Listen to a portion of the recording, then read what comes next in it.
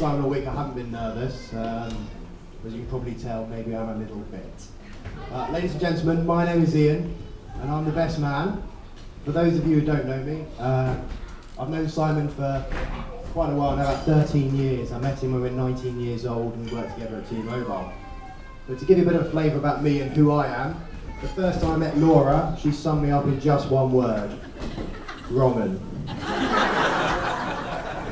So bear that in mind when you hear the rest of the speech. Before I put Simon through about 25 minutes of complete torture, I've got a couple of things to say. They've already been said once, but I think they need to be said again. The bridesmaids today, you looked absolutely stunning. I think definitely the best bridesmaids I've seen at a wedding. But they were only outshone by one person, and that was Laura. You look absolutely amazing. I was stood up next to Simon, and I must say, I had my breath taken away, so I can only imagine what happened to Simon. That's a nice bit out of the way. When it comes to weddings, it's all about tradition. And one tradition I want to keep alive is the tradition that the best man should get with one of the bridesmaids. Hi Vicky. How you doing? Yeah, I didn't realise my wife would be sitting that close to you when I wrote this, but why let something like marriage get in the way of a time-honoured tradition? When I got the call from Simon to be the best man, I was truly overwhelmed. I was also a little surprised that Laura had sanctioned me to do a speech. Take the wrong into account.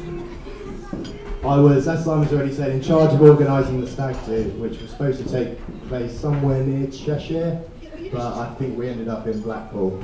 A golfing stag do it was, but not much golf was played. We managed to get 9 holes in, and one man shone supreme, and that was Father of the Bride, Peter. He did get a trophy from me, but he's since managed to lose it. Thanks, mate. But on the stag do, I managed to meet a lot of wonderful people, and Simon's friends, some of them I met for literally the first time. I was truly blown away. They're a fantastic bunch of guys. So to be picked above them to be best man is truly an honour. I better tell you a bit of something about stag do. There's a few awards. Peter got the award for best banter. I think he absolutely blew us all away with the way he sort of had such quick wit and was so eager to put his sons down. All the time. Danny gets the award for not having his shirt on. I think it was literally on for about 20 minutes the whole time. If anyone wants to see later at the bar, he does his top button up and undoes every other button. It's quite disturbing. Andrew Hurd, there he is. He wins the award for the best taking the best advantage out of a kitty ever. I've never really seen one man put 30 quid in and get £300 out. But also Simon, he did have a bit of a stag sort of challenge, and that was to wear a dress on a Saturday night. I'd love to show you that dress tonight, but he threw it in the bin before we left the hotel. Oh, hang on.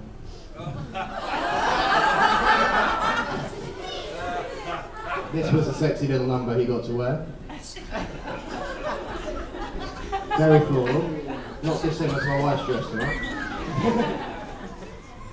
But I must admit, I was a bit ashamed. I quite found it attractive. Yeah, that's another story for another time.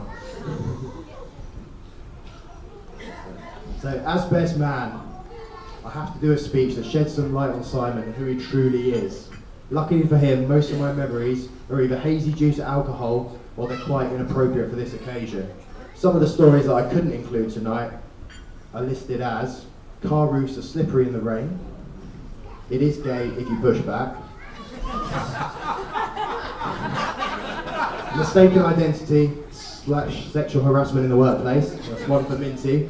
I have no idea how Minty and Simon got mixed up, but ask him at the bar. And my personal favourite, no means no. Well, I'm going to tell you one story tonight. It's a story that sort of brought me and Simon closer together than anything else. I think with me and Simon, there are two main ingredients, two key ingredients to our friendship, and one is banter. Anyone who knows Simon knows his banter is legendary. We've never had a serious conversation in our lives. Anything we talk about just gets shot down in flames. And it works both ways, but we never get offended. And the other sort of key key to our friendship is our overwhelming ability to outdo each other. I'll give you a couple of examples. Picture the year 2000. I've got a nice Nokia 6310i, you can all imagine those wonderful phones. 2 weeks later, Simon turns up with a Nokia 6310i, telling me it's got a blue screen and a silver cover case. Next, I've got a laptop, 13-inch screen, all singing, all dancing. 2 weeks later, Simon turns up, he's got a laptop with a 15-inch screen. It's the only time he's had 2 inches on me, I'll let you know. My new girlfriend, she's got a set of double Ds. Well, you get the picture. But the one thing Simon couldn't top trump me on was my car. Again, year 2000. It's a Saxo, Citroen Saxo 1.4 SX. Body kit, midnight blue, 15-inch alloys, stainless steel exhaust. I was the shizzle. For a whole year, I enjoyed being a superior friend. Until one night, it was the 6th of April 2000, 7:14 PM, it was a Thursday. Simon casually announces to me, "I've bought a new car, mate." Can you guess what it was? It's a Citroen Saxo VTR, the model I couldn't afford to buy, the dream machine. He starts off with a banter. "Mate, what's the 0 to 60 on your car?" 8.5. Mine's, let's say, 10 seconds, mine's 8.5. "What's your top speed?" 105. "Oh, mine's 130. And so on it goes. I was really gutted and completely jealous. But the story continues. 2 weeks later, we went on a fishing trip to a place called Monk Lake. Simon decided to drive in his brand new car. We arrived quite late as the night was dimming. As we pulled up outside our pitch, we set up the tent and we set up the bite alarms. Simon casually throws me the keys and says, "Mate, do you want to get a bit of grub?" As I drive up the road, I waved him out the window and say, "You know I'm going to drive this like I stole it." We both laugh, little does he know. I reached the fish and chip shop without incident, it's only a couple of miles up the road. But once fish and chips are procured, I'm back in the car ready to drive back. The only thing between me and the winding country road was a pedestrian light on red. You don't know most of this, mate, so. Sat there, revving the engine, tyres screaming, lit up, I fly up the road. I should have checked my rearview mirror as there's 2 tons of police Land Rover behind me. After 20 minutes of having a full dressing down, I'm in no way, shape or form ready to speak. It's now pitch black, fish and chips lukewarm. As I go past the entrance to Monk Lake, unfortunately I drive straight past it, so I decide I need to turn the car around and get back. What looks like a grass verge actually turned out to be a 4-foot ditch. Poor Simon's car, now absolutely wedged in a ditch. Luckily for me, a good Samaritan helped me out. With a bit of to and fro and pushing, we managed to get through. As I pull back to the tent with now fish and chips stone cold, Simon doesn't believe a word I'm saying. The car looks okay, he thinks everything's absolutely fine. So we go to bed, have a few beers, haven't caught a thing. The next morning, 5:30, the bite alarm is screaming. We jump out of bed, Simon dressed in, what were you, Super Ted boxer shorts that day? Yeah, Super Ted boxer shorts. He actually finds he's got a fish on the line, it's the biggest catch of his life. As he's wrestling with it, he screams into the tent for me to come and bring the catch net. As he directs me towards where to put it, he looks over my shoulder and sees his Saxo in less than pristine condition. Needless to say, the rest of the journey was spent in complete silence. I know I said I'd pay for it, mate, and I'll put 50 quid in the card, so that's just take care of it. As some of you may know, Simon met Laura for a friend, Andrew Hood, who said, "They're behind you." He first showed Simon a picture of Laura on Facebook and he said, "Yes mate, she's well fed."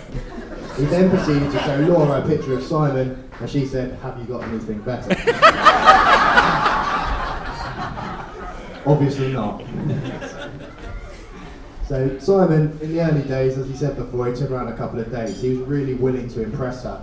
So he took her to a 5-star luxurious hotel. He took her out sightseeing, shopping, wining and dining. He really pushed the boat out.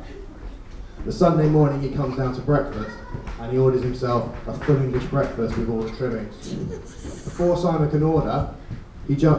can order, Simon jumps in and says, "She'll have a salad." The waiter and Laura look at him with a bit of confusion. Before they can say anything, Simon proudly announces, "I want to see if she eats like a rabbit as well."